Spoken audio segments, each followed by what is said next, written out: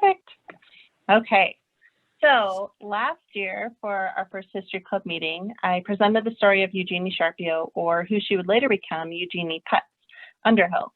And since then, I've spent almost a year, and I have over 1,700 documents, an Ancestry.com family tree, and a 234-page timeline of all the family's whereabouts and moments.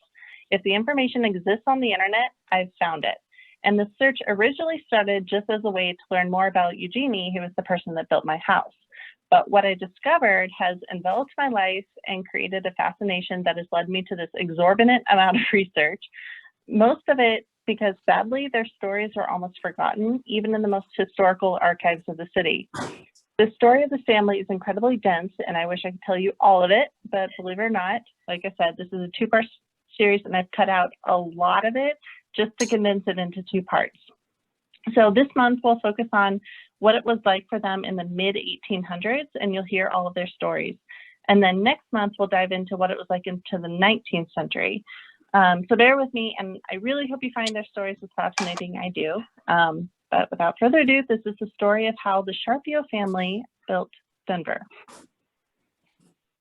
So the Charpiot family started in Bart-Daubs region of France near Alsace-Lorraine, and they had come from a long aristocratic lineage, both from the Charpiot side and the Beauclerc side.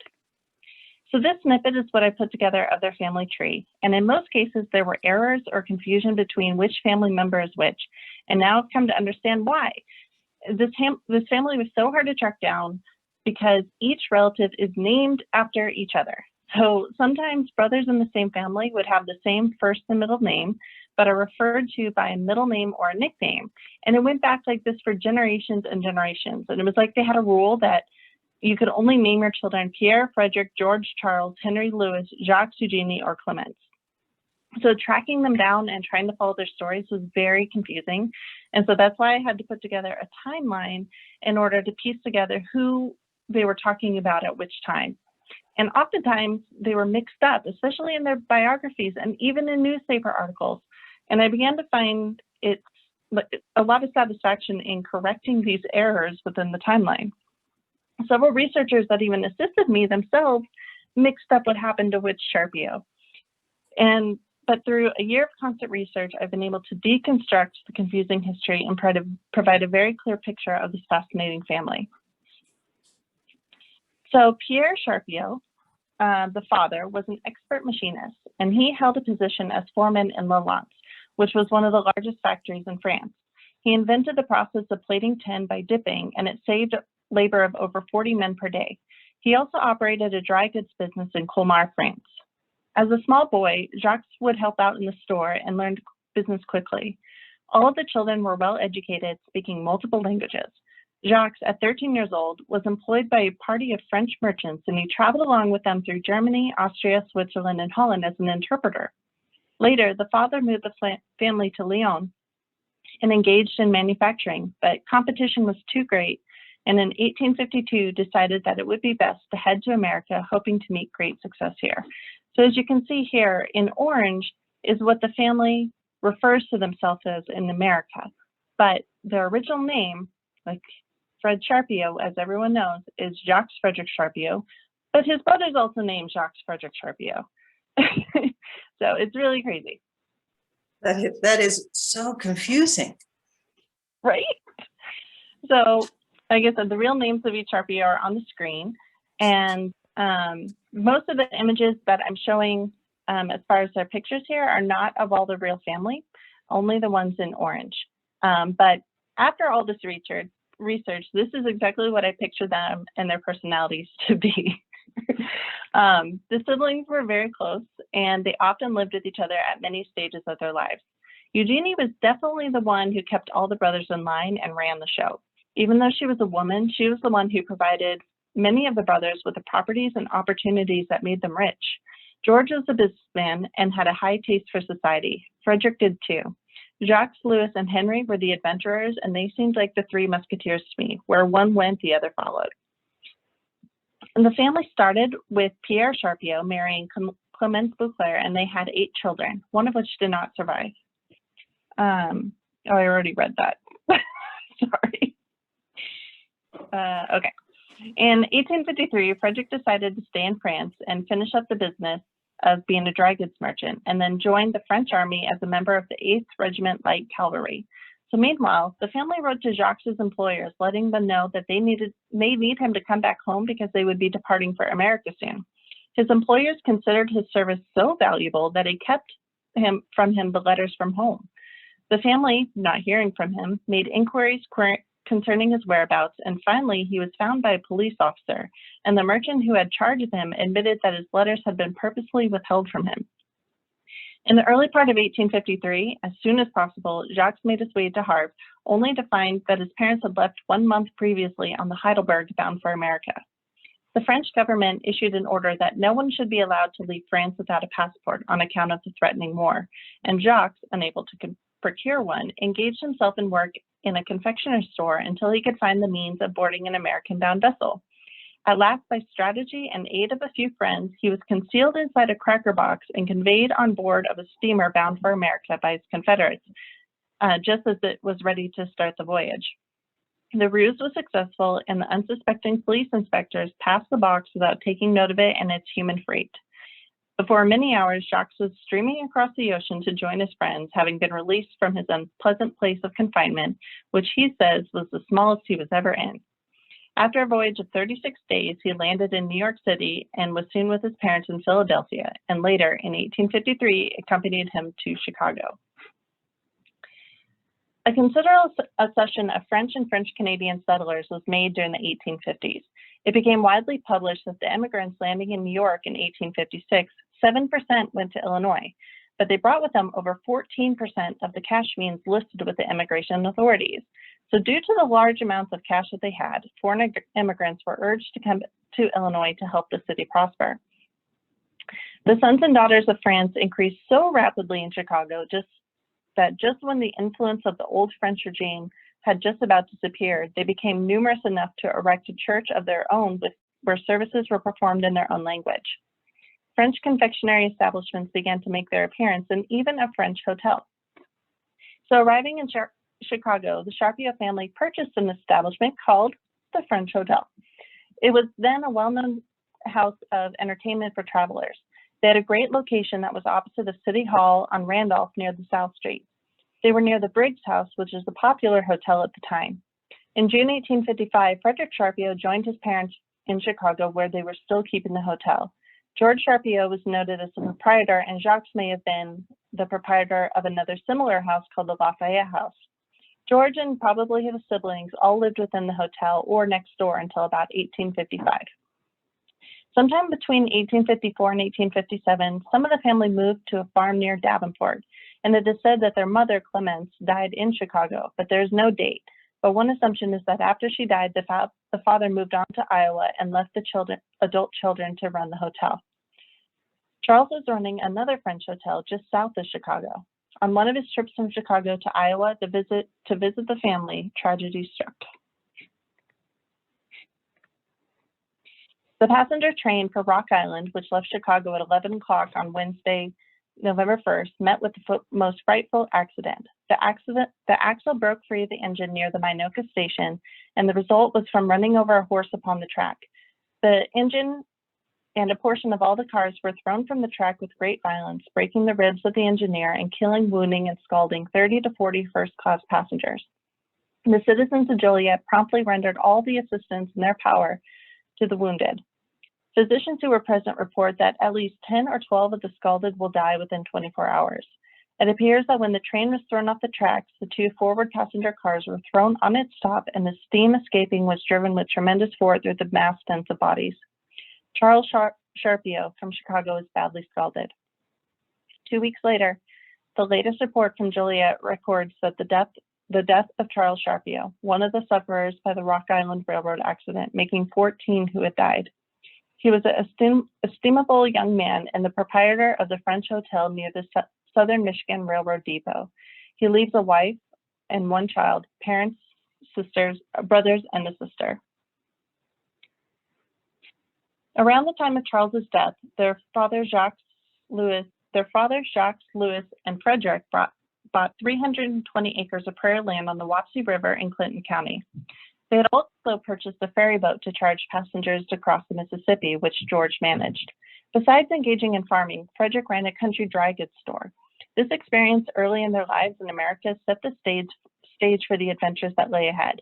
A lot of life events happened during this time as well. Many of the siblings found their marriage partners here. In 1855, Jacques married Barbara Schlitz, and in 1856, Frederick married his neighbor, Julia Reich. They were living on a neighboring farm. In 1856, the father of Julia and Jerome Reich died, and this event prompted the Reich family to go west in Denver. In the spring of 1858, Frederick moved to Leavenworth, Kansas with his bride and followed the grocery business until 1859. From there, he left Kansas, where he had gone in search of wealth, and drove across the plains with a 2-mule train with his wife, carrying all of their possessions on their way to Denver. On that solitary journey, Frederick had been heard frequently relating the stories of how the Native Americans followed their wagons for miles, and although never trying to molest them, they would insist on having something to eat. When they arrived in Denver in 1860, they did not have much of their belongings left after giving them nearly all to the Native Americans. Eugenie met a handsome young man named Joseph M.B. Petz. He was a commission merchant in St. Louis. They were soon married in June 1859 and came over the plains in that year, and at that time claimed to be the third white woman to cross the Rocky Mountains. In 1858, Miss Anna Archibald Holmes, wife of Charles Holmes, came over to Denver as part of the Lawrence party of gold seekers and was the first white woman to set foot on the summit of Pikes Peak. She did so with bloomers, a short dress, and a moccasin. Hearing of this when Eugenie arrived, she may have wanted this claim to fame as well. And it's unclear in what way Eugenie came over from St. Louis to Denver, whether it was a paid stagecoach, which was an easy option to cross the plains, or a harrowing journey like her brother. George had come over during this time as well, and Jacques, Louis, and Henry stayed behind and went into business. Their arrival in Denver during this year brought Eugenie, Frederick, and George fame as being a pioneer 59er. Early in their journey, Frederick got to work to make a living. He was determined to make his life in Denver. In 1860, Fred and George built his first restaurant. It was located in a small frame building at 15th and Market near the French trainer G. Girard. Later, Charpiot shared facilities with the Garni Hotel. His bar was supplied with the choicest wines, liquors, and cigars, and his tables settled with the best edibles the market and season could afford. Meals and oyster suppers were cooked at the shortest notice, day or night, and they even had a few day boarders. The first apples that were ever sold in Denver were brought here shortly after Mr. Charpiot came, and he sold them in the little restaurant he built on the banks of the Cherry Creek for as much as 25 to 50 cents a piece. And that was in 1860. One of the most important factors in the industry of Colorado is that of supplying the city of Denver with vegetables and fruit. So Fred Charpiot says that when he had the restaurant on Larimer next door to the Rocky Mountain News office in the early days, and this was a little bit later, he had purchased vegetables of W.H. and J.T. Parkinson, who started the first garden in the city. He said that he went out each morning to their place on a small hill and brought back potatoes, onions, radishes, and turnips in a big bag tied behind a saddle. He paid them on an average $15 to $20 per day. They peeled the potatoes with a thick rind, getting out the eyes. The skins they planted and peeled, and the peeled potatoes I bought at 22 cents a pound. And that is the way I pleased the boys and was able to charge enormous prices for my meals. And that was in 1860. Frederick did well in his business, but in 1861, he suddenly and urgently needed to sell his restaurant. The newspaper ad says, Mr. Charpiot, proprietor of the well-known Café Francais at the Blake Street Bridge, is being necessitated to return immediately to Europe. He desires to dispose of his establishment, fixtures, and stock at a sacrifice. This is a good chance for a competitive person to buy him out and realize a large patronage. Their father, Pierre, is said to have died in France during a trip back there around this time. Fred may have went back to Europe to take care of the estate since he was now the next of kin after Charles had died. While Fred was away in 1864, Fred's original restaurant was swept away in the disastrous flood of Cherry Creek. And during this time, there's little information on Eugenie or her husband in Denver. Many people came to Denver, and upon seeing the conditions, they either ran out of money, couldn't find a way to make a living, or decided they didn't want to rough it and returned to civilization. Another theory is that when Frederick left Denver as a protective older brother of his only sister, he may not have wanted Eugenie to stay. So Eugenie and her husband may have traveled back with him to St. Louis and settled there while Frederick left for Europe. He may also have been leaving to get away from yet another war since he had just been involved in France's wars. So in April 12, 1861 was the start of the Civil War. While Frederick and Eugenie were in Denver, the other brothers were busy trying to get rich. In 1861, Jacques began selling Illinois screened coal. The generals on the Union side were looking for strategic positions to build supply tents. They needed people who had experience in moving supplies and had connections to dealers in order to obtain the supplies. The Charpiot brothers were very suited for that. With their coal dealing business, experience with their general store, being a dry goods merchant, and importing liquor for Frederick's restaurants, the brothers were set for the task. So in 1861, Joseph, M.B. Putz, Louis, Henry, and possibly George went into the quartermaster's department under General Robert E. Clary, and most of them became sutlers. I didn't know what a sutler was, but apparently a Civil War sutler was the 19th century equivalent of the modern U.S. Army's post exchange or commissary. Soldiers in the field patronized these traveling storekeepers to purchase needed goods and desired luxuries that were not provided for by the U.S. government. Those employed by the government would obtain a special permit to sell the items. Louis served in the Civil War as quartermaster in the capacity as master of transportation. He also sold hay and liquor near Fort Caspar, Wyoming, and he spent his time prospecting and contracting with local generals. Joseph, Eugenie's husband, was enlisted from 1861 to 1871 in the quartermaster's department, and around 1868 he was promoted and moved to Boston and continued work in the quartermaster's department until it closed in 1872. So by 1862, Jacques left the Civil War and went back to dealing coal while his brothers were still employed with the quartermaster's department. In 1863, Eugenie's husband, Joseph M.B. Putz, became the proprietor of the Winona coal mines, and soon the firm of Putz, Charpiot and Company were created. Jacques, Louis, and Joseph M.B. Putz all ran the operation, and it was one of the first underground coal mining locations in the U.S. The boys did very well in this venture, but they were also very kind and considerate. Noticing all the people struggling financially around them, they even offered to lower the cost of the coal to especially help the poor. In 1863, Frederick finally returned to America, but this time he had a son. Henry Charles Charpiot was born in Strasbourg, Alsace, France. Frederick and his family returned to Iowa and continued farming for a few years. By 1865, Louis and Jacques had seen a lot of America while they roamed around in the quartermaster's department and had the urge to explore. They dissolved the co-partnership with Joseph, and Joseph continued in the coal business until about 1867 or 1868. In 1856, George Charpiot married Marie Constance Selina Hoyt Marchand. And this was the craziest thing, because in all of the biographies, they say that these children's mother's name was Celestine. And nowhere in any records is there a Celestine, but there is a Marie Constance Selina Hoyt Marchand. And I had to contact a lot of really small random places to finally find their marriage certificate. And now we know exactly who this woman is. So that was pretty cool. The family, in a couple instances, might have called her Selina or Celestine. She was the youngest daughter of Victor Hoyt, and Victor was a trained architect and attended college at the Polytechnique École in Paris, and he became an architect from St. Remy's College. Upon coming to America in 1842, he began erecting many buildings in Cleveland. His parents and siblings soon came to America by way of New Orleans. His father died of the plague, and in order to escape the cholera outbreak, the rest of the family went north. In those days, the French were prominent in the Louisiana Purchase. Most came to find wealth, but others came because of religious persecution happening in France. So from St. Louis, the Hoyt family journeyed to Nauvoo, Illinois, where the Icarian French had settled and where the Mormon temple was built. They went to Davenport, recommended by the Nauvoo priests, who warned them against settling in Nauvoo due to them taking advantage of immigrants.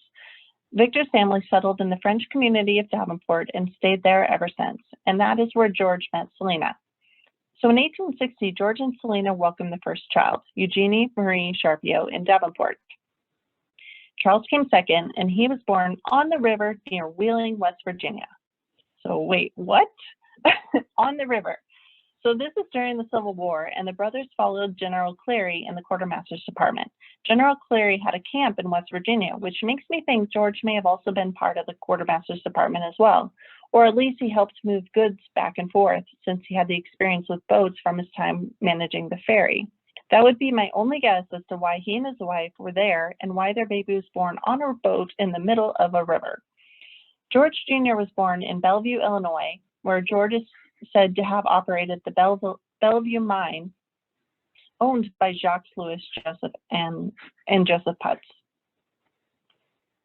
So around 1865, George's wife, Selina, died. Victor's biography states that his youngest sister died young and left behind small children. I could not find any records of her death to confirm the date, but my thoughts are that she may have died in childbirth or of an ailment soon after. But by 1866, George was gone and living a solo life in Wyoming. The children were split up and the boys were adopted by Victor, Selina's brother. Eugenie went and lived with Aunt Eugenie and Joseph, and they made their way to Denver together in 1866. The Hoyts were thrilled to have their children since they were not able to have any children of their own. They even fostered other children throughout their lives. And for a while, George and Charles's last name were changed from Charpiot to Hoyt.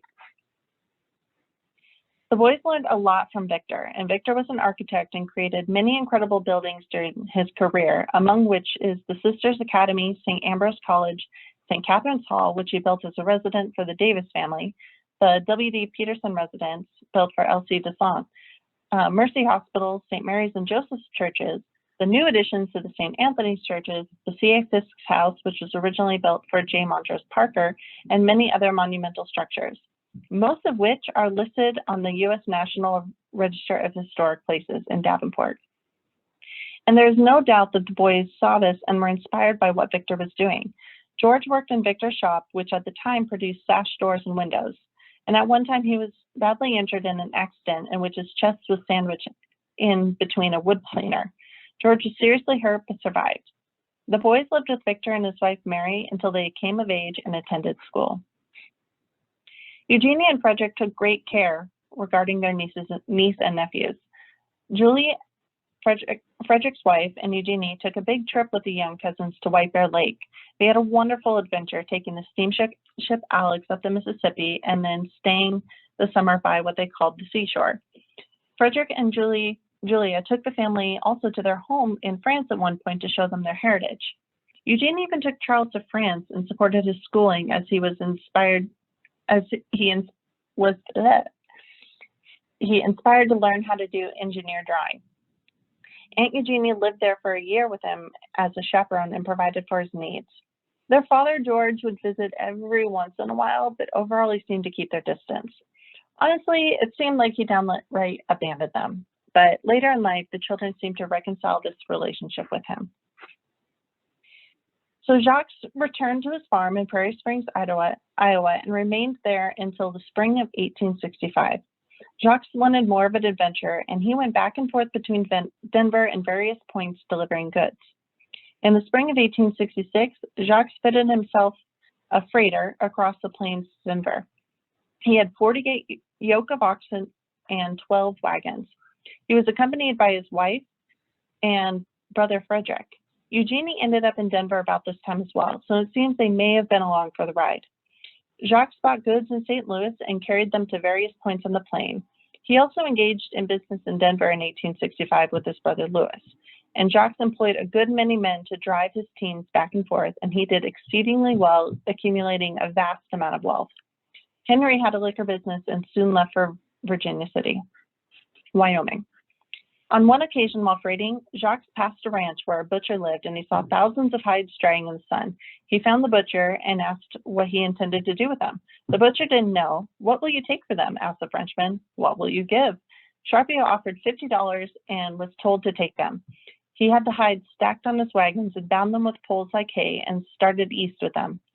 When he got to Omaha, a passing vessel took the hides to St. Louis for a nominal sum, and the astute Frenchman cleaned up over $4,000, which is $67,000 today. On his return trip, he was accustomed to make empty. So Central City was known as the richest square mile on earth. Jacques and Barbara set up a small hotel and restaurant in Central City. They offered the same style foods as Frederick and Denver, oysters, game, and always advertised that everything was served up in superb style.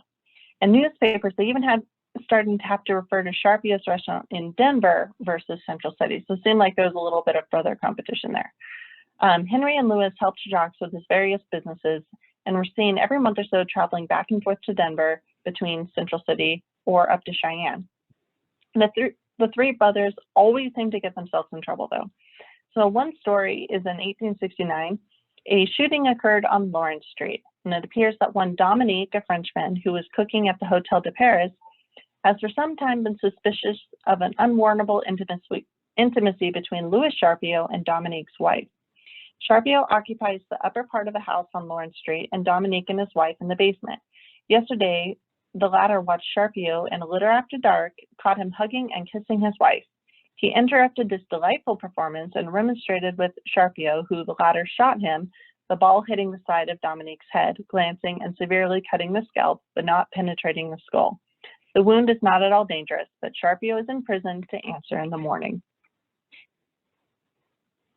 So on top of his little hotel in Central City, Jacques found himself engaged in the mercantile business in Denver and operated a mine, working a large force of men for 3 years, located at Douglas Mountain. Jacques was a busy guy. Oh, hold on a sec.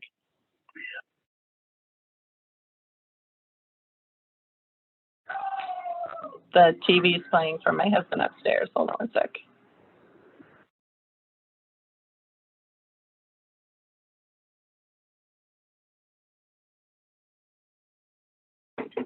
Okay, I'm back. So let's see. So Jacques was a busy guy. In 1866, a newspaper from St. Louis said, "From the mountains, Mr. Jacques Charpiot, president of the Australian Mining Company, brought with him several specimens, and these are the most beautiful specimens we've ever seen of gold and silver-bearing quartz, lead and platinum ores, and other minerals with which that rich country abounds. His company is now running 3 tunnels into Douglas Mountain for silver, and the labor and expense of this enterprise are meeting with the most gratifying success. Those engaged in this work are scientific men, and a handsome reward is already assured. Mr. Charpiot will return in a few weeks, and our best wishes go out to him." Jacques handled hundreds of thousands of dollars and spent money as lavish as a prince. However, after spending tens of thousands of dollars on his mines, they proved nothing better than a sinkhole to him. On one occasion, he sold a mine to an Eastern broker for $100,000.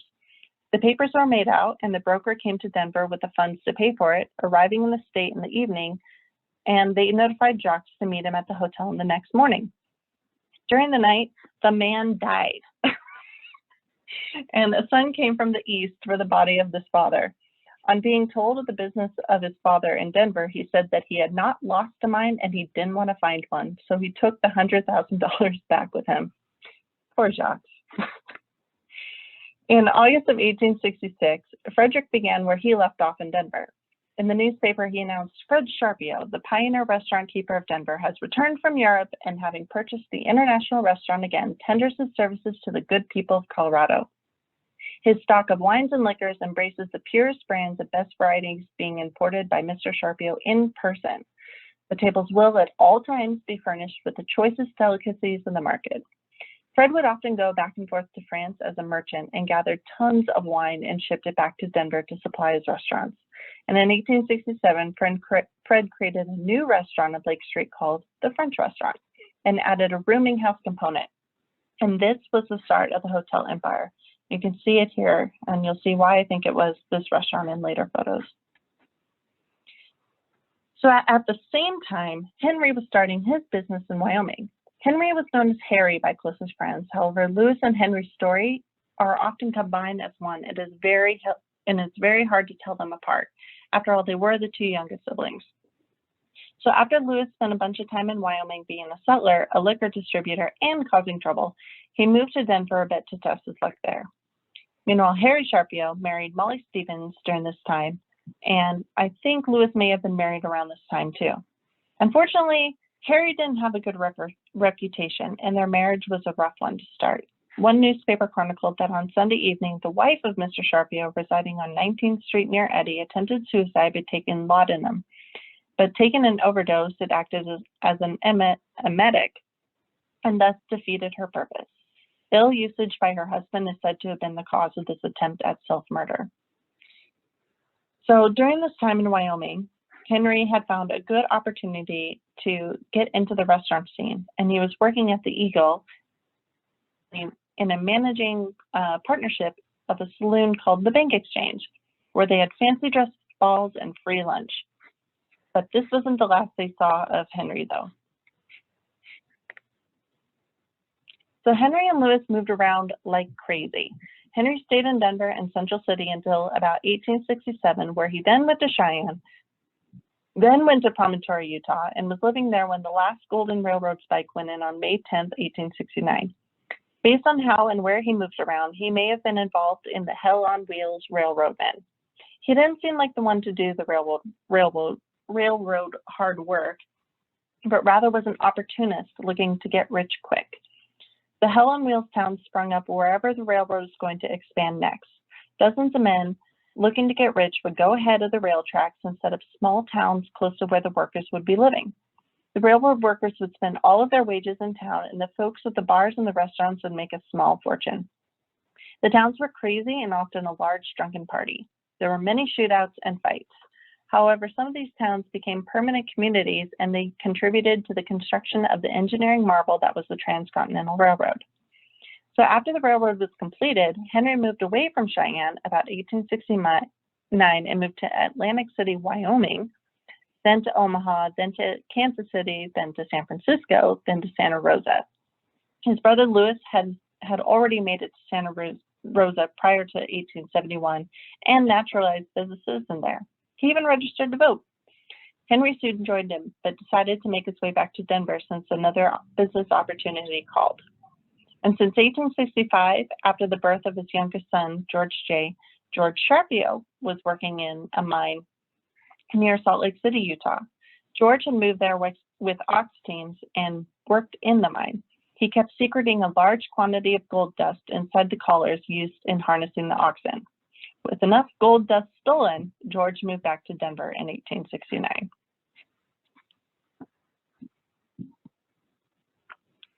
So Lewis may have been run out of the town of Central City after the scandalous events with Dominique's wife, because soon after he made his home in Denver and started a restaurant with his brother George. Lewis was the proprietor, and George was leading the kitchen as chef after previously leading the kitchen at the American House. A reporter described the restaurant at the time. We visited for the first time the newly established French restaurant and oyster saloon called The Capitol, number 35 Larimer Street, 2 doors west of F Street. Mr. Louis Charpiot, proprietor, can safely say without flattering the proprietor that it is the neatest and most elegant establishment of that kind in Denver. The restaurant department is arranged in the Eastern style with little rooms or stalls which can comfortably seat 6 persons. These are all provided with mirrors and at the entrance with curtains, the latter to be raised and lower at the pleasure of the occupant. The room is carpeted and well lit up by 2 large chandeliers. Bills of fare and wine lists will be posted in the cloakrooms as well as in the dance hall. It is the intention of Mr. Charpiot to manage the Capitol in such a manner that the most scrupulous persons shall not hesitate to visit the establishment at any time with his family, and to keep the best of everything the season affords at reasonable prices. In fact, Mr. Louis Charpiot supplied Denver with a palace of resort for ladies and gents, the want of which has long been felt here and richly deserves the patronage of the public. We trust the Capitol will meet with, give him a call and judge for yourselves. So the reason for these private rooms with curtains was because of privacy for women. A woman who was seen ordering oysters may have her reputation spoiled by others assuming that she was one of the loose women that were often associated with Wild West towns. The curtain helped alleviate these concerns, and women could order the delicacy without ruining her reputation. The restaurant starts to shift towards a higher-end establishment and boarding house. and Fred took out another ad. He says, a first-class restaurant which combines cleanliness and polite attendance. Since 1860, Mr. Charpiot has been famous as his establishments and was never better prepared for the entertainment of his patrons than now. A new range and boiler has been added to his kitchen, as well as other improvements to make it the most convenient and best arranged in the city. His larder is constantly supplied with all kinds of meats and vegetables and delicacies in the market. A variety of game of the season is also constantly on hand, with oysters being served up in every style. His cellar is stocked with the choicest and best liquors and wines, domestic, California, and imported, while his cigars are the most fragrant and choice brands. In style and manner of cooking, attendance, etc., the restaurant is without rival, and for parties large or small who may wish a private dinner or a meal of any kind at any hour, his facilities are unequaled and are warranted to be satisfactory to the most fastidious. For regular boarders, there is no better place in the city, and the reduced price of $9 per week. Mr. Charpiot has room for a few more and would take pleasure in recommending the place, which has no superior in town. So I do find it very odd that in all the biographies and articles and speeches that Fred is featured in, he never once mentioned how his family or brothers helped him along the way. He always refers to himself like a lone wolf who did it all himself, but really he had a lot of help on the way. And it may also be that his brothers didn't manage it up to the standards that he wanted, but either way, without them, he may not have been as successful as he was. So in 1869, Joseph Putz, Eugenie's husband, was living in Boston, and it is unclear where Eugenie was at this time, whether she stayed with her brothers in Denver or she went with Joseph to Boston. Either way, Joseph was not sitting idle. He filled his time in the quartermaster's department by performing and being the secretary of the Orpheus Musical Society. It was a German gentlemen's society where they sung exclusively in German and had a great time. And meanwhile, he built business relationships with many Boston companies. And so when he returned to Denver, he had a full line of companies that he represented as a commissioner merchant. One description of him mentions that Mr. Joseph M.B. Putz is a very pleasant gentleman with whom to deal with. Many of his companies did include materials and components for mining. The ways of the Second French Empire inspired the mining camp that was Denver. By 1870, Eugenie was known as a French milliner, and the term French was both French and code for fancy. And by 1865, men still outnumbered women. Occasionally, a thoughtful husband recognized how hard his wife's life was, and surely French goods meant more on the lonely prairie. Eugenie's business really took off, and she started becoming a part of society. She formed the meeting of the French Ladies of Denver, which was a precursor to the Pioneer Ladies Aid Society, in which she was president. She set up a fair in which donations would be sent to the wives of soldiers suffering from the Franco-Prussian War in the Alsace-Lorraine, in which Alsace-Lorraine went and was taken over by Germany. And this is the region where she was from. Joseph was from Prussia, so there must have been some tensions during this time in their household.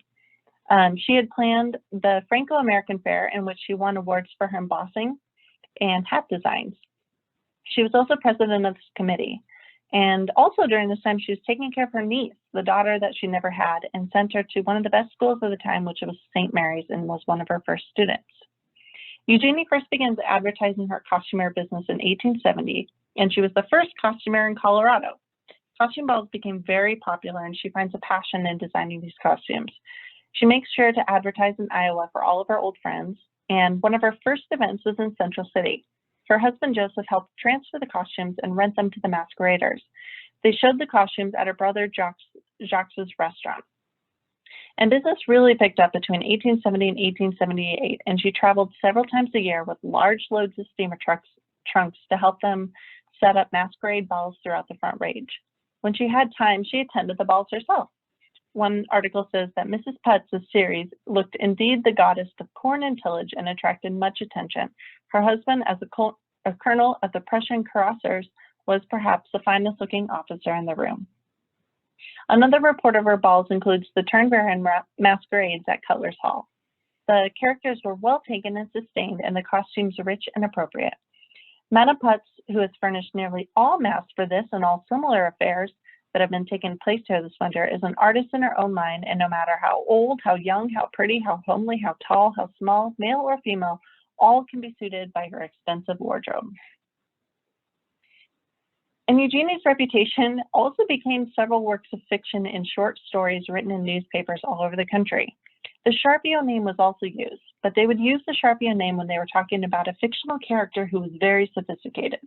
They used Madame Putz as an eccentric, fashionable woman, almost always as a milliner. Most times she was depicted as stern and content in character, and she easily influenced the ladies in their decision-making. One such instance is in the Christian Illustration Daily. "Why," said Etta, hesitating, "Miss Chase is a good dressmaker and reasonable." "Pshaw, now, my dear, don't let that horrid little dowdy spoil your dress. I want you to take it to someone who will do it justice. Now, Madame Putz will charge you $1 or 2 more, and she'll more than make it up in the style she'll give it. Take my advice, and I'll go with you after study hours this afternoon." And Miss Clara Brown, who had more spending money in a year than Etta's clothes cost her in the same time, nodded her head decisively. So to Madame Putz as they went, where that bland little Frenchwoman condescendingly agreed to have the dress done lovely the week before the commencement, and they entered into a brisk discussion of styles and trimmings. Etta was for having the dress trimmed with the same, but was overborne by the flood of argument and authority from others. "My dear, that's ridiculous. Dowdyish way. There will not be enough silk," said Madame. "Miss Gianna will have to buy more silk if she gets not any trimming. She better buy the French. It will be but little cost more." I think it's funny that they added the French accent too in that. So you see Clara, it's fine. In 1871, when Frederick decided to move his little restaurant into a hotel and even finer dining, he looked to sell the French restaurant, which had previously been known as the International Restaurant. By May, Henry Charpiot returned from California and became owner of a new billiard hall and saloon on the Flowersteins block. By October, Fred had not found a buyer for his restaurant, and soon Henry took over Fred's French restaurant on F and Holiday Streets. After Henry took over his restaurant, on October 3rd, 1871, Frederick opened his new modern hotel and restaurant building in 386 Larimer Street. This will famously be known as Delmonico's of the West. He claimed that it is the most elegant establishment of the kind in Colorado. Everything is magnificent in design and attractive in taste. And opening night, the rooms were all crowded all evening. Passerbys loved the building too, and one said, "One of the most beautiful specimens of architecture is in Larimer Street. The uniformity of style between Charpiot's building and the Schuyler and Eckhart's attracts general attention and any amount of comment. Iron fronts were all the rage," they said, and patent vault lights covered a portion of the sidewalk and windows of polished French glass.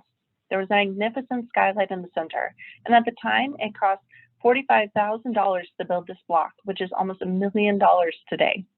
It is hard for me to believe, though, that Fred had made that much money by himself, and I wonder if Jacques' success in the mines may have helped fund the hotel. Some people were confused by the sign outside the building, and it said Hotel Garni, which is furnished lodgings.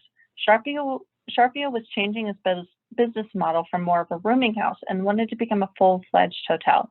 And at this time, Charpiot's hotel had just 12 rooms. Fred had chosen the name Delmonico's because of the famous restaurant in New York. He wanted to attract travelers, and travelers, when they travel, often look for a familiar name. He was smart to catch on to this, and it worked. 6 months after the hotel opened, the work proved a little bit too hard for Fred, and he needed to take a break. So Fred and his family started going back and forth to France quite frequently, and often spent 6 months to a year over there.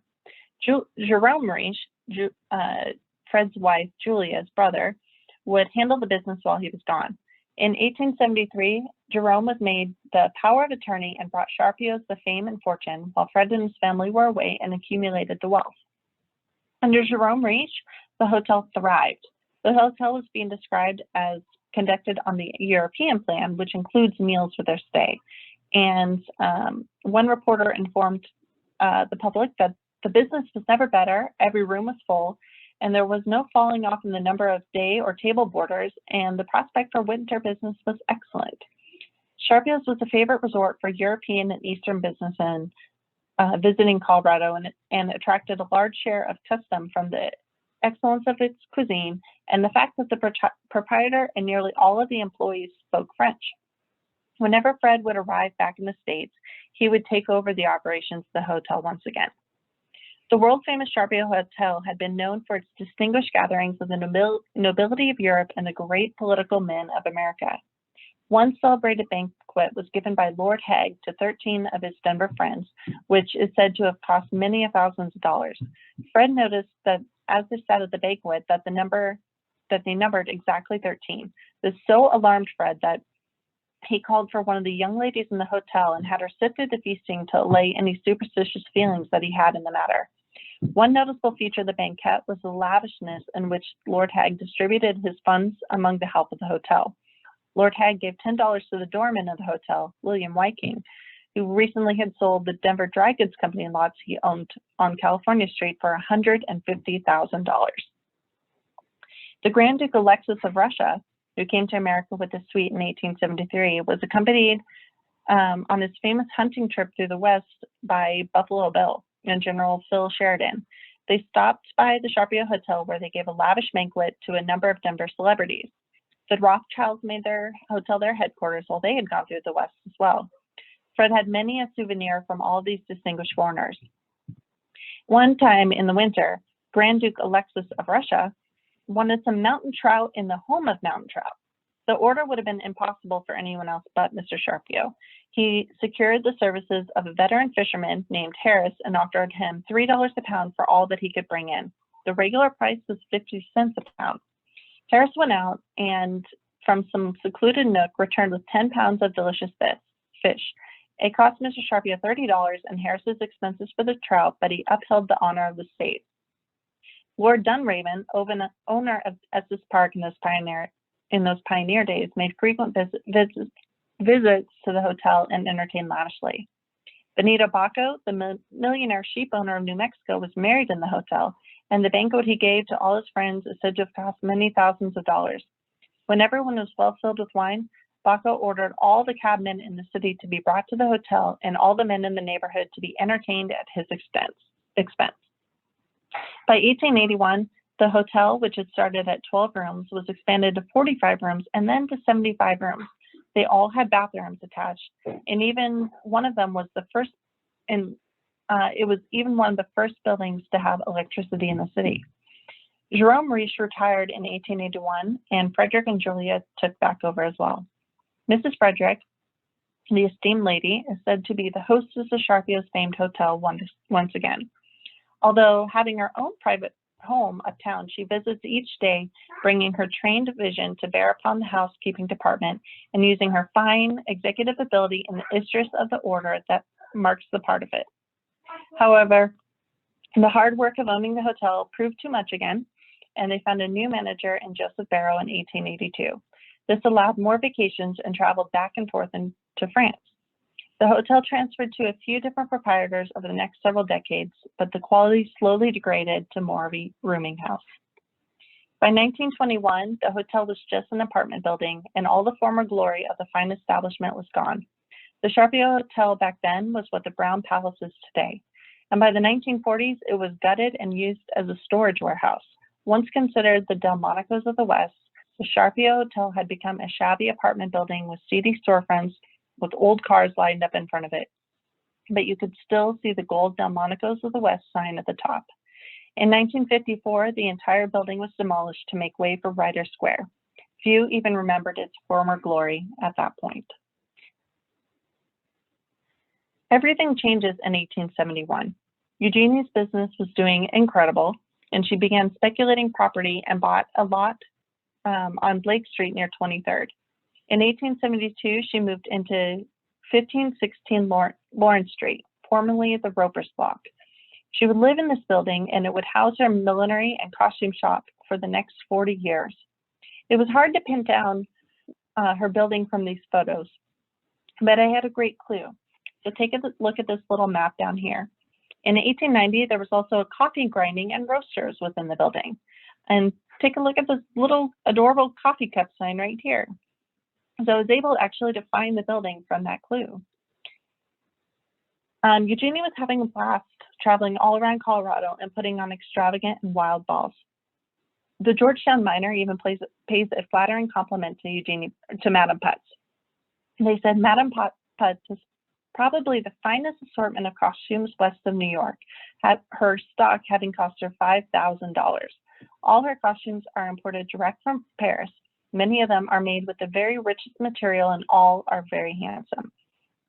She still had time to attend parties as well, and Madame Putz was once again gorgeous in green and garnet velvet with tinsels and brilliants, and she had a good conception of the Spanish lady. Her costume was one of the finest in the ball. She had often attended these balls with her dear sister-in-law, Julia Reisch. Sometime prior to 1873, Eugenie and Joseph Putz purchased a large acreage of farmland in Westminster. At some point, she allowed the railroad to come through her land, and this somehow, in some way, landed her a position as one of the directors of the Union Pacific Denver and Gulf Railway Company. This is a woman being one of the directors of the railway company. This is incredible. And so at one point, Eugenie gifted a portion of the land to build a small rural school. This property in her deed, she notes that under no circumstances would it be allowed to leave the school district. The school was absolutely beautiful and designed in tasteful style with shingles, a bell tower, and detailing. It was named after the famous trapper Jim Baker, who operated a toll to get across Cherry Creek. The school was expanded throughout the years, and the old building was completely demolished in order to build a newer, modern school. In 1875, though, somehow the land was taken from the school and was recently allowed to be used to build apartment buildings. They at least called it the Baker School Apartments, though, in honor of what it once was. In 1874, Eugenie divorces Joseph M.B. Putz. I'm not sure what caused it, but it may have been that they wanted another big adventure, that he may have wanted another big adventure with Lewis as he had before, since he and Lewis were close friends. Lewis had moved to California, and maybe she didn't want to give up her thriving business and give it up to move there. And all of this was around the time of the start of women's suffrage, and so she may have started to feel empowered in her business ventures. This is all speculation. Either way, they divorced. And in 1871, Lewis settled down near Sacramento, California, and began to have a life there. He is mentioned in the biography Great Books in the state of California, but little information is available. He even enters the Sacramento Fair with his entry of a patent window fastener to display. He disappears from the records in California about 1873, and the only clue is that in biographies of his other family members, they said that he died in Virginia City, Nevada. This could have been Virginia City, Nevada, or it could have been Virginia City, Wyoming. I'm not sure because these biographies sometimes had wrong information, and he did spend a lot of time in Virginia City. What is interesting, though, is in 1875, Henry arrives back in Santa Rosa and becomes the proprietor of the Blue Wing Saloon.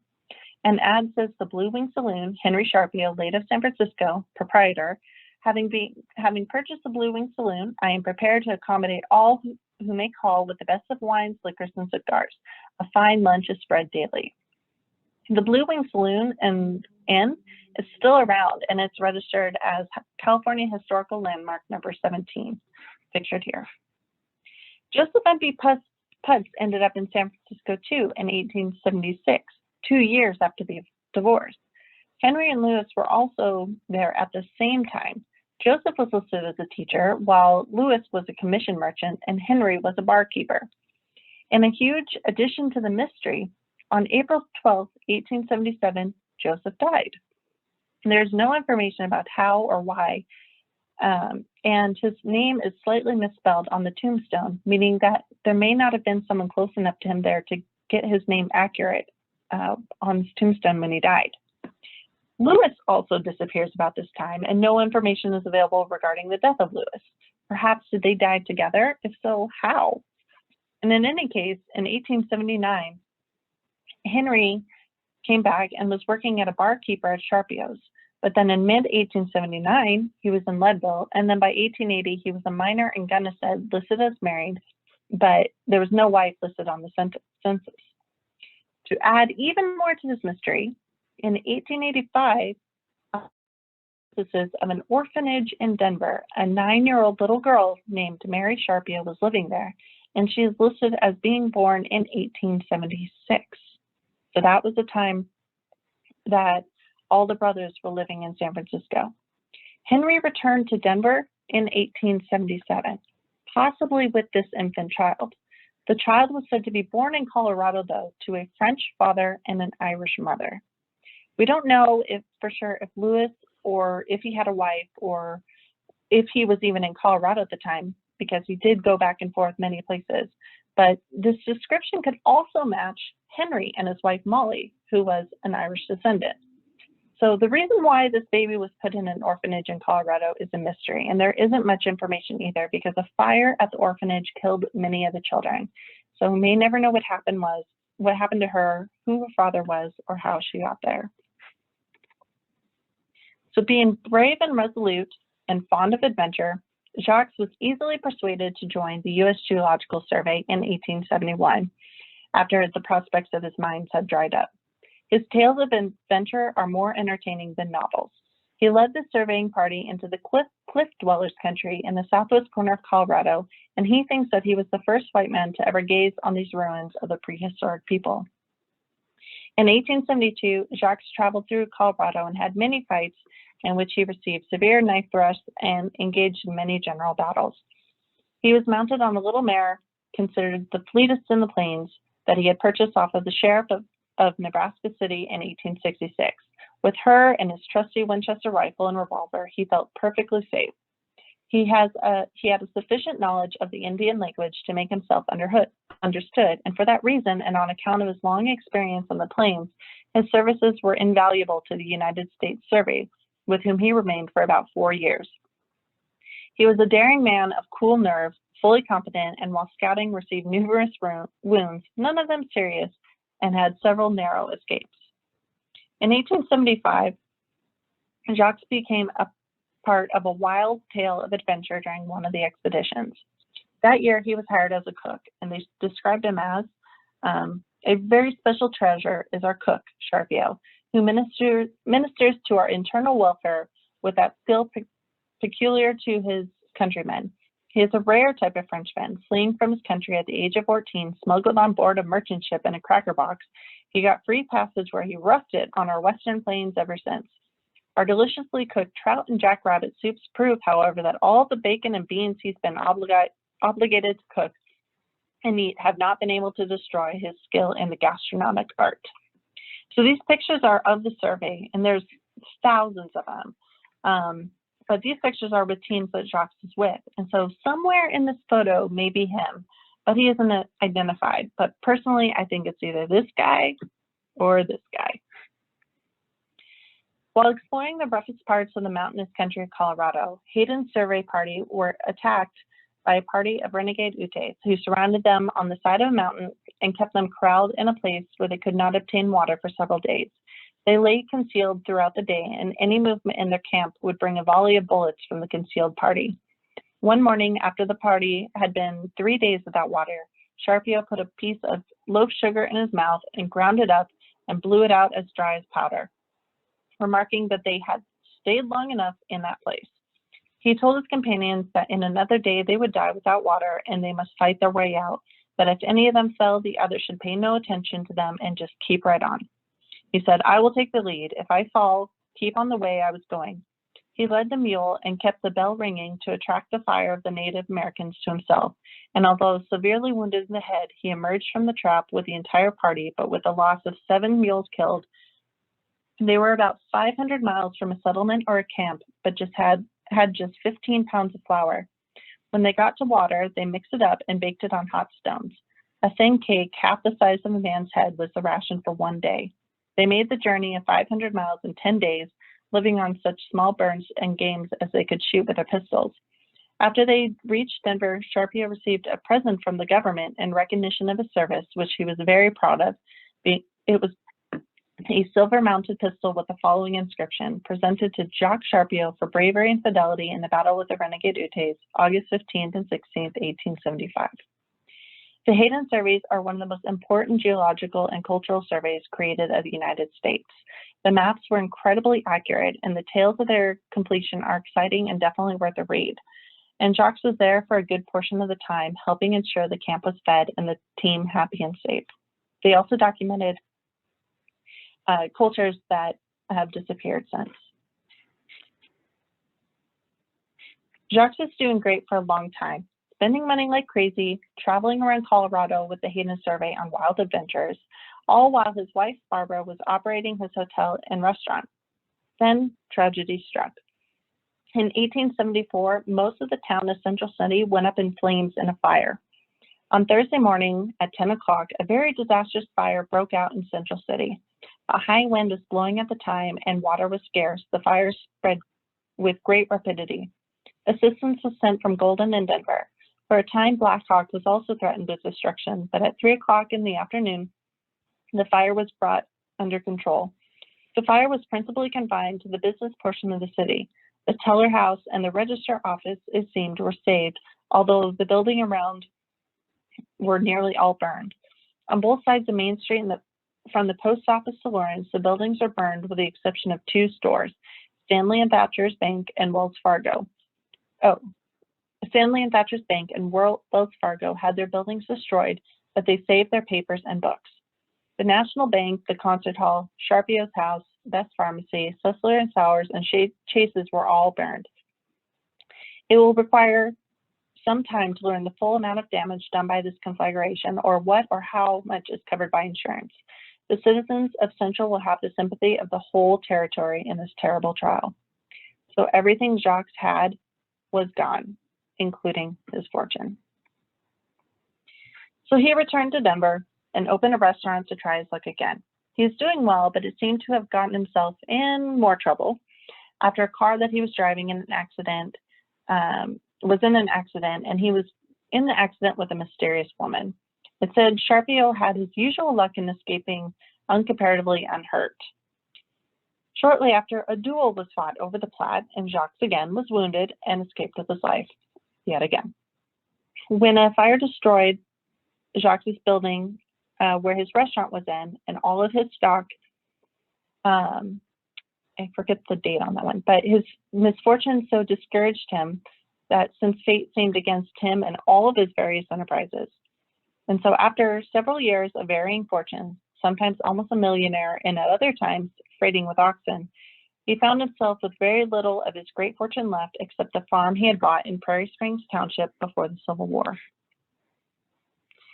So in 1875, Barbara and Jacques returned to the quiet rural scenes of his home in Iowa. In 1880, Barbara and Jacques celebrated their silver wedding anniversary. They had met when Jacques and his brothers had lived in Chicago. She had been along for the wild ride all this time. Mrs. Charpiot is a worthy partner of her adventurous husband. Although 64 years of age, her luxuriant hair is black as a raven and has a refined figure.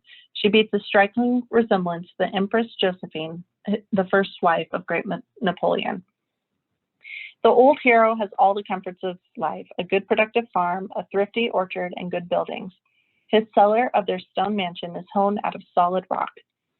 Charpiot has led an adventurous, daring life, has seen much of the world in its various phases, and has met with many reverses of fortune, having acquired great wealth and lost it. He is a veteran of the late Civil War, where he fought bravely in defense of his adopted country. He is a man of good physical proportions, medium size and well built, with the genuine courtesy and pleasing manners characteristic of the French, making him a general favorite. As a man of the world who has seen much, he can talk very interestingly concerning his travels, embellishing his stories with his keen, racy wit, and he is the best of friends and companions. And Barbara died in 1901, and Jacques died in 1905 and left all of his belongings to his sister Eugenie. He had said that he wanted no medals, honors, or political offices to commemorate his life. He just wanted to disappear into heaven. He had no children, and the stone mansion and cellar on his property 120 years later had disappeared as well. So you can see exactly where it was here and where it would have been. I think Jacques is my favorite. So between 1873 and 1888, Eugenie bought and sold crazy amounts of land. So what is shown on the screen here is just some of the properties. Most of the places that she bought land turned into some of the most valuable real estate in the city. Even in San Diego, her property was part of the main downtown today. Strangely though, all this time, she lived in her little flat above the costume shop. It wasn't until 1888 when she bought the only land that she ever bought for herself. She bought it to call home and retire, although Eugenie could never really retire. The lots that she purchased were blocks 1 through 6 on Pomeroy South Broadway subdivision in Lincoln and Dakota, right across from the streetcar depot with easy access to her costume shop downtown to go and check on it. A newspaper article talked about the real estate boom happening in Denver at the time. Large numbers of fortunes have been made by speculating in Denver real estate, and many more will yet to be made in the future. An investment of this character is one of the safest that can be made, and the shrewd businessman is laying his plans for money making by investing his surplus cash in real estate. One of the most recent strikes in this line is that of Madame Putz, the well-known costumer. For several years, she had owned 100 acres of land near Swansea. Less than 2 years ago, she offered to sell one half the property for $5,000, but could not find a taker. It was well for her that she could not, as a few days ago, she sold the property for $30,000, which is $763,000 today. This is lucky for the lady, and at the same time, it is a practical demonstration of how Denver real estate has appreciated within the past few years. So by 1886, Eugenie's real estate was estimated to be worth by some of nearly $100,000, which is $2.5 million today. That's crazy. So in 1854, George and his new wife, Miss Harriet Pratt, purchased the land from Eugenie Putz, and which would become the Charpiot apartments.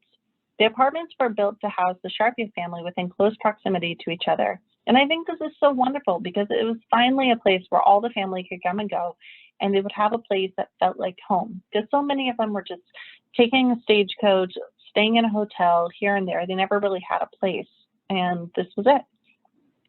So part of me thinks it was actually Eugenie's idea and direction, but George and his new wife had the funds to pay for it.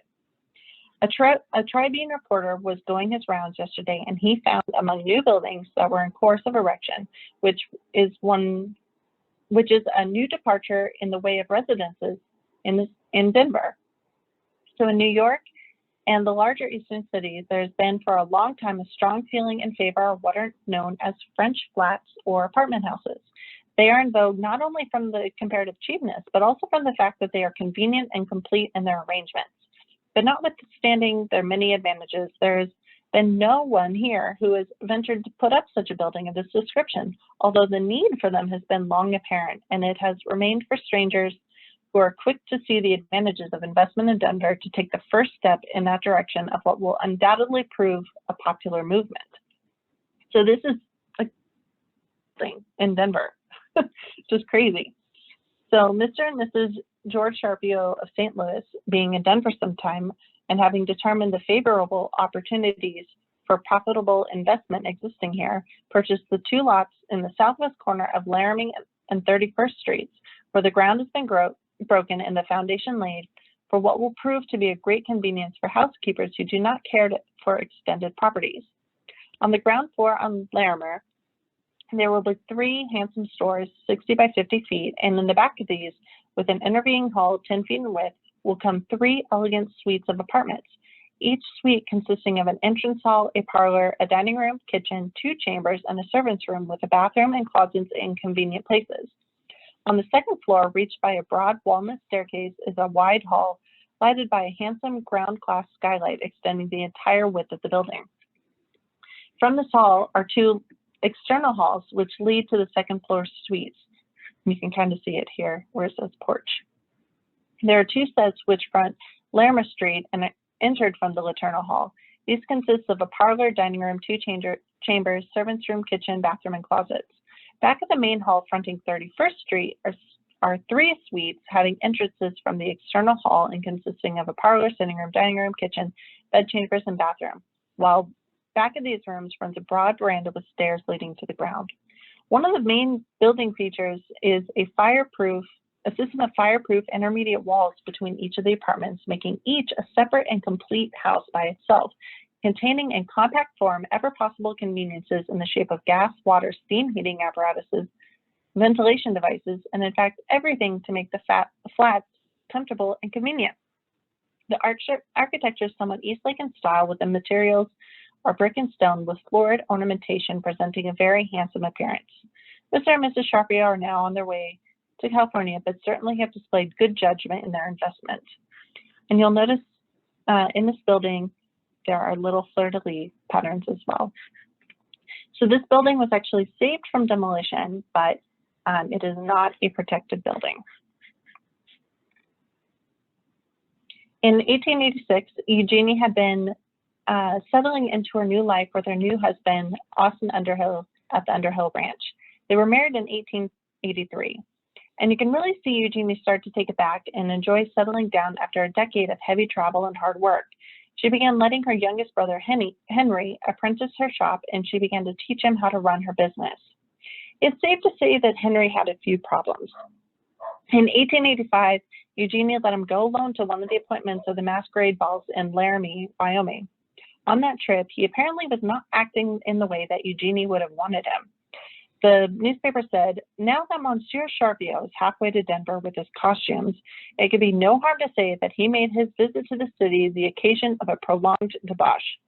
In fact, the elegant gentleman was so drunk that he didn't more than half tend to business and fully demonstrated himself to be a regular jackass."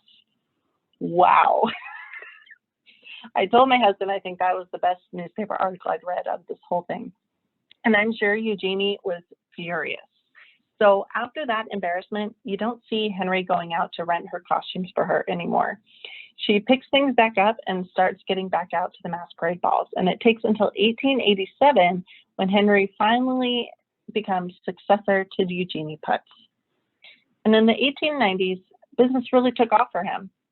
His wife, Mrs. Molly Charpiot, helped and sometimes went alone to the main events.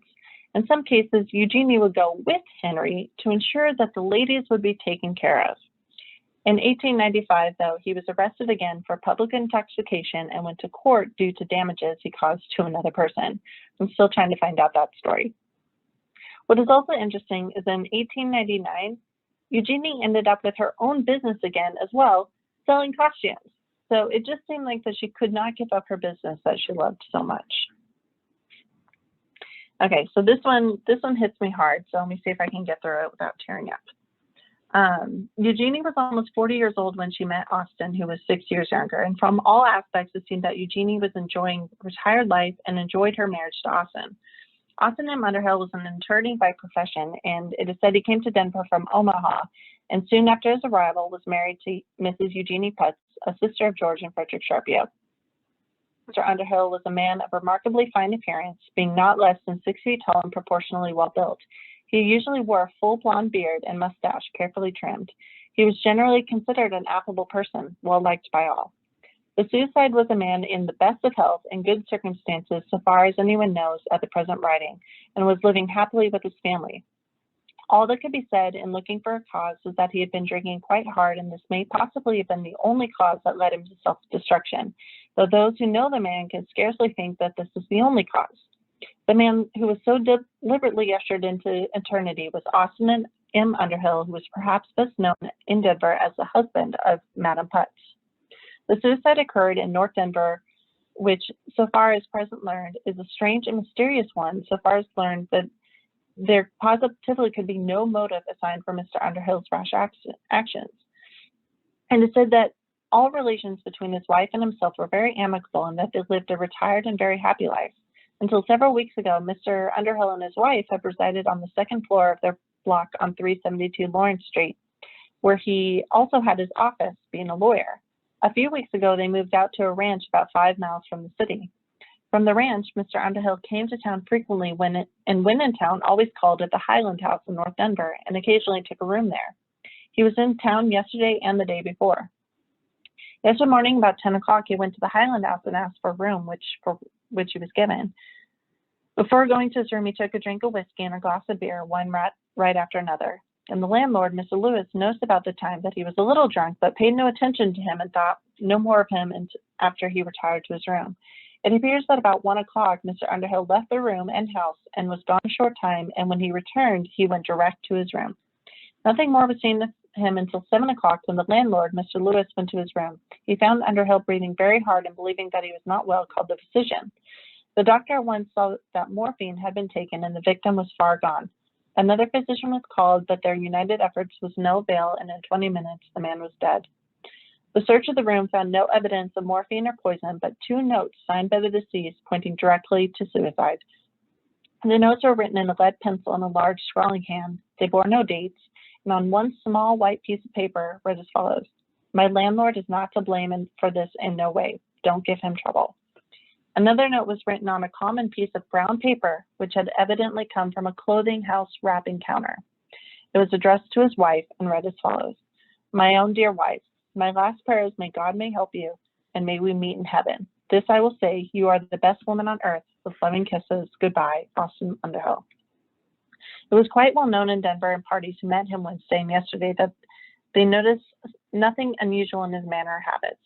He was married about 4 years ago to the well-known costumer with whom he has lived ever since, and there were no domestic troubles as far as friends knew.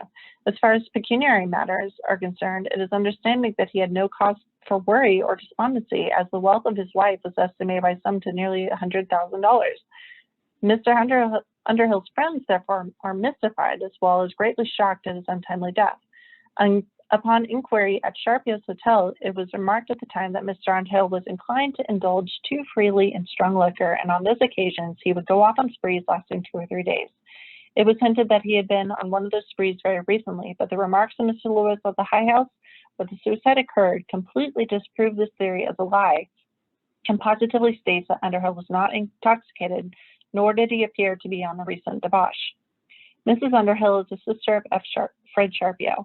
Mr. Charpiot was informed of the suicide and was at the Highland House before the body was removed. Fred Charpiot left immediately for Underhill Ranch to break the news to Mrs. Underhill. The deceased lived a daughter who but recently returned from school and a boy about 12 years of age. He was a widower at the time he married Madam Putz and came to Denver and Omaha. So I've been researching this family so deeply that when finding this article and even reading it, it's like finding out devastating news about my own family member. And my heart just breaks for Eugenie. She finally found love, and here she finds herself alone again. But her brother Frederick's urgency in going to be with Eugenie to comfort her in her heartbreak is really beautiful, and it still shows that even though Fred tried to separate himself from his family, he really wasn't separated, and he was very supportive. So in 1885, the Denver properties in which George invested with his wife were held up in probate due to the death of George's wife, and there's more of that very bizarre story in part 2. This was due to the fight regarding the will of George's wife, Harriet Pratt. The Charpiot apartment sat empty until 1886, when it seemed that things cleared up, and Henry Charpiot was the first to move in. He stayed there until 1887, when he took over Eugenie's business and moved into her old flat above her shop. Eugenie moved out of her flat, and in 1890 moved into the Charpiot apartments with her brother George and nephew George J. She tried her best to focus on her ventures during this time, but also tried to give Henry the space he needed to make his business thrive. She starts traveling and investing her time and energy into the well-being and care of her nieces and nephews. George Sr. hopped in and out of the apartments before and after his marriage to Harriet Pratt, and his son, George J., moved in and out of the flats with Aunt Eugenie, and they seemed incredibly close. And as you can see, the family was incredibly tight-knit, and wherever one went, the others followed.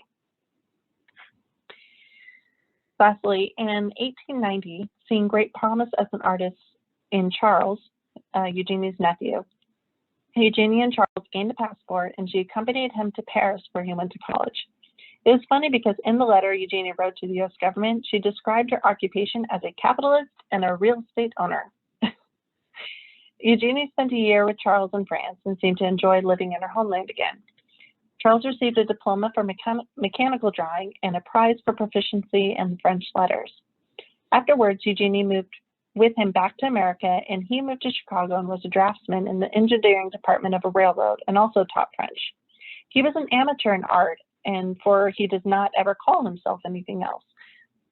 And he had never had any art instruction but employed art as his leisure time for some years and learning to draw. So Charpiot devoted his evenings to drawing posters and magazine covers, and he did them remarkably well. So newspapers say the odd name of Charpiot CH was being seen signed to posters and covers of the Lotus and similar publications. This first attracted the attention of persons interested in art to a Kansas City young man, Charles Charpiot. He has an unerring decorative sense. His first drawing was sent away to a publisher about 9 months ago. Since then, many of his drawings had been published. Echo has printed 4, and the New Bohemian and the Lotus have each used more than one of his drawings. Poster Lore gave him a prize for the poster. Modern Art mentioned his drawings honorably. Footlights of Philadelphia has used several of his covers, and he has just finished a poster for it. In May 1st, the New Bohemia brought out one of his posters, which is excellent in design and drawing, and it's reproduced here. The Inland Printer, the most artistic publication of its kind, recently reproduced a page of initials and tall pieces designed by Charpiot, a thing to his credit. So this is quite a quite remarkable record for an unknown Western man to make in 9 months. And after this 9 months of fame, Charles stopped drawing posters and settled back into his normal life. He became a banking executive and lived in the high society life of Kansas City, and he and his wife were big into the party scene, and he became the founder of the Warwick Club in Kansas City. What's even more shocking is his work is now treasured by the Met Gallery in New York and featured on their websites. And the funny part is, the Met has no idea who he is. So you can see here under the artist, it says Charles Charpiot, American, born 1864. They have no idea when he died. And they love his art so much, but they don't know anything about him. So this is fascinating to me now because so many of the Charpiots just completely disappeared from city. So look at this picture down here. This is his house in Kansas. And it's in between these two beautiful houses, and it's just a blank lot with a birdhouse. Gone. It's crazy. But Charles Charpiot lived a full life, and he had 2 loves of his life who were vibrant and very elegant in society. And he had 1 child with his first wife who died when he was very, very young, and he named him after Victor Hoyt. Charles died in a car crash on Christmas Eve. He had a car crash on Christmas Eve, and then he died from complications from that on June 7, 1942. And that's where I want to leave off. So next month or whenever we meet again, I'll try presenting part 2, and we'll find out what happened to the family when they reached the 1900s. And believe it or not, there are still so many stories that I have yet to even introduce, and even people. The Charpiot brothers and sister had seen so much, traveled so far, and endured a lot of uncertainty. And through that, they reached great heights within the Society of Denver, and even influenced other parts of the country. So in part 2, I want to look at how the family handles the upcoming World War, while half of them were living in war-torn France during the bombings. And we'll see how the nieces and nephews contributed to the Society of Denver and how they helped shape it themselves in the modern era.